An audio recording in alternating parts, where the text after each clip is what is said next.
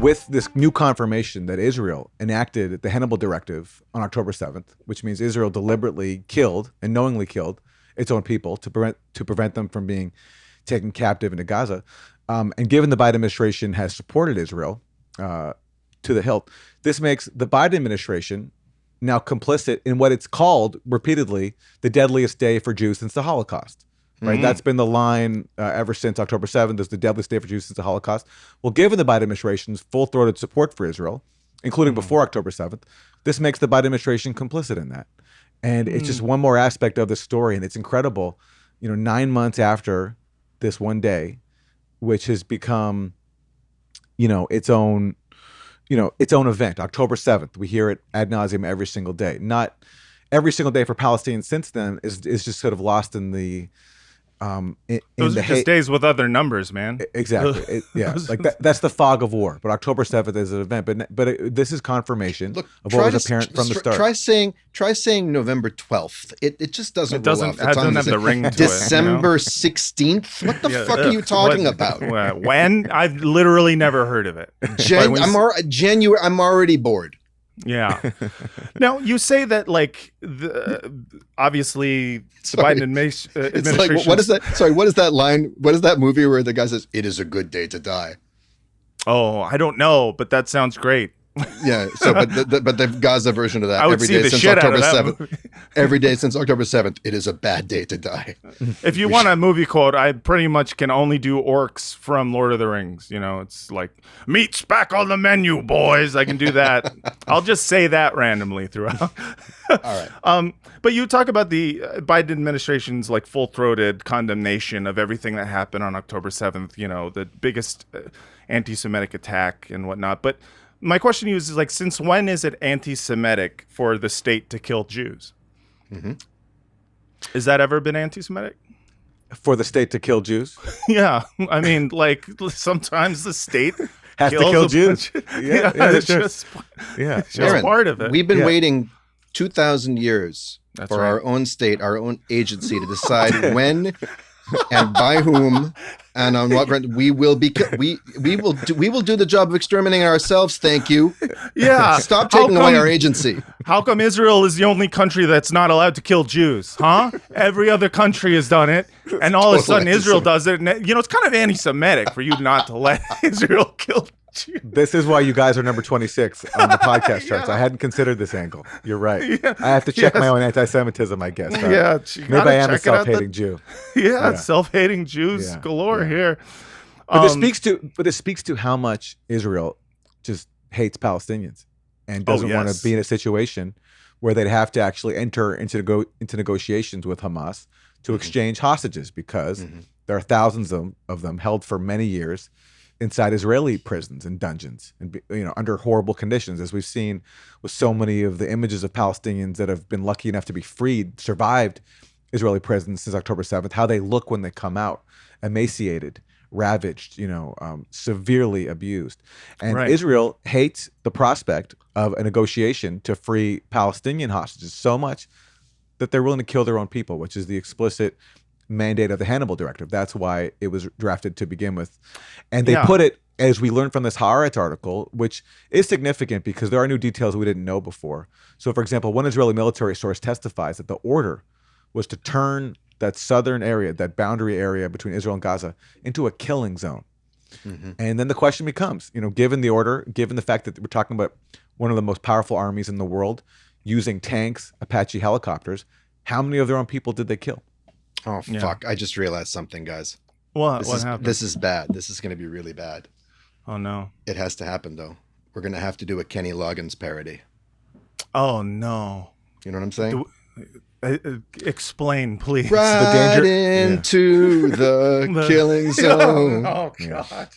I should have known. With the Giorgio Moroder instrumentation. Yeah, I'm gonna have to do it. We had no choice in this, Aaron. Aaron, I want to. Aaron grew up with me. Aaron knows how it works. I get an idea for a song. I know. When you found out that Daniel was gonna start doing this comedy podcast about Israeli propaganda, was there part of you that was like, "Oh dear God"? My only concern, Matt, was that you'd be shifted over from the news category to the hip hop category. Given the sheer number of hip hop references that Daniel produces per show. But like per sentence. Exactly. Daniel at this point is, I would say 50% hip hop references. The other 50% is quotes from Ghostbusters that I vaguely remember. Some people would say that I am hip hop. I'm not saying that. Mm-hmm. But some people might say that.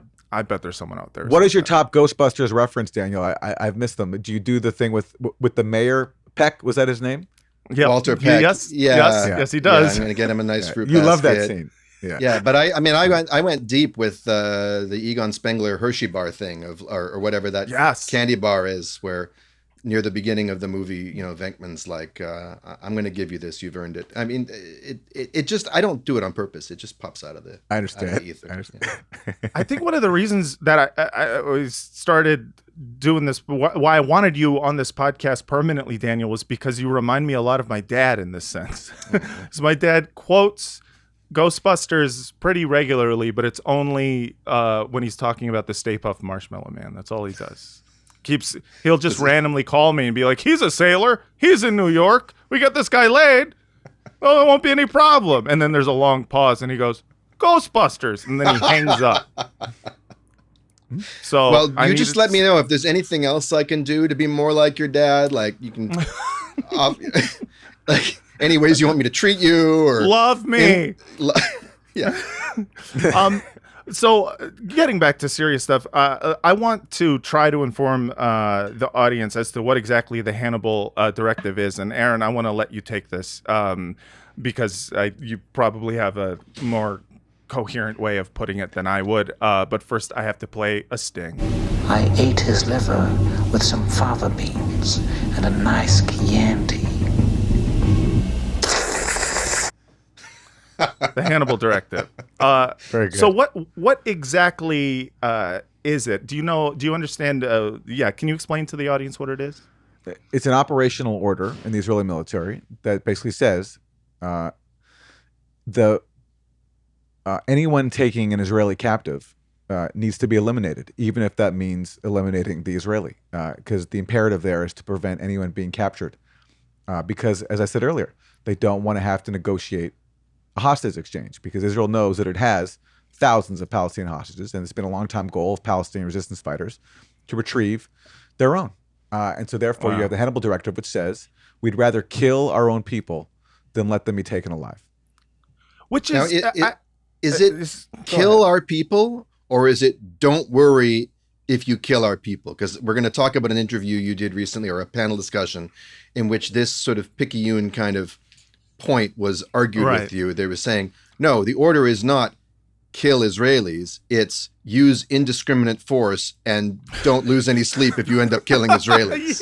Yeah, okay. Yeah. Which to be fair, is at least consistent with the way they treat, we're not deliberately targeting Palestinian civilians, but they don't care who they hit, so it is by definition indiscriminate. Just a general apathy for the existence and life of humans. That's right. You're right. Well, like the talking point is the same, but the difference is in the case of Palestinians, they do target them, I think. Right. Despite what they claim. I think that's clear. And obviously, as was the case here, again, if you're raining down Hellfire missiles on convoys that contain Israelis, you're knowingly targeting Israelis, which is what happened, and it explains. I mean, think about it. I mean, if you look at the photos, we've been able to see the images of the burned out vehicles, the carnage. Do Palestinian resistance fighters with their weapons have the capacity to do that? Certainly, we saw them kill people on videos, and there were atrocities. But I mean, nobody doubts that. But in terms of the scenes of mass carnage and burned out vehicles and all those things, do Palestinian resistance fighters have the capacity for that? And the reason why people like Max Blumenthal and Ali Abanim have been vindicated, and many others, and many Palestinians actually who know Hamas and follow the resistance and its capacities, have been saying from the start that they don't. And so therefore, logically, some of the carnage, if not the majority, and I don't know what the percentage was committed by Israel. Thank you so much for watching that. Please like and subscribe, and please support us, patreon.com/badhasbara, or go to badhasbara.com.